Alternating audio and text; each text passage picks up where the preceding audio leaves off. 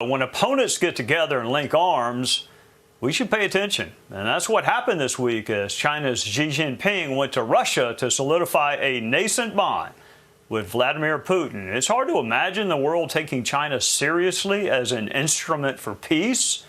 It's the same country, after all, which threatened to shoot down a plane carrying a U.S. leader and routinely threatens Taiwan. And it's hard to imagine Russia is interested in peace given its invasion of Ukraine and the war crimes committed in that country. But those countries are trying to position themselves as global leaders.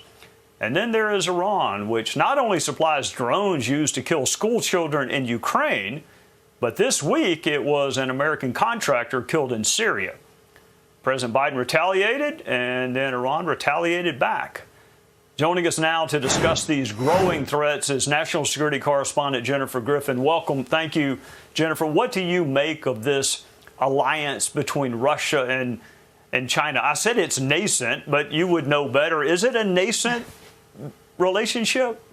Well, I think it's important to point out, Trey, that they have met Xi and Putin about 40 times in the last few years. What makes this meeting significant is it comes just days after President Putin was accused of war crimes, indicted for war crimes by the International Criminal Court. So President Xi was meeting an alleged and indicted war criminal.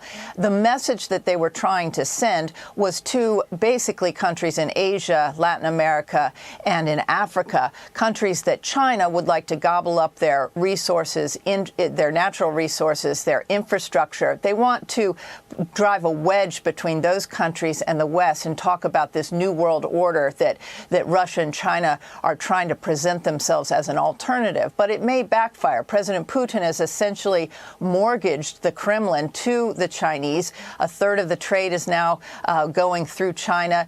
China is buying most of their oil and natural gas. So Putin is really now beholden to President Xi. We're not seeing any moves in terms of a military alliance, but this is also very notable because the Taiwanese president is coming here to the United States this week. So President Xi wanted to look tough with Putin because they're very threatened by the Taiwanese president coming here to the United States, Trey.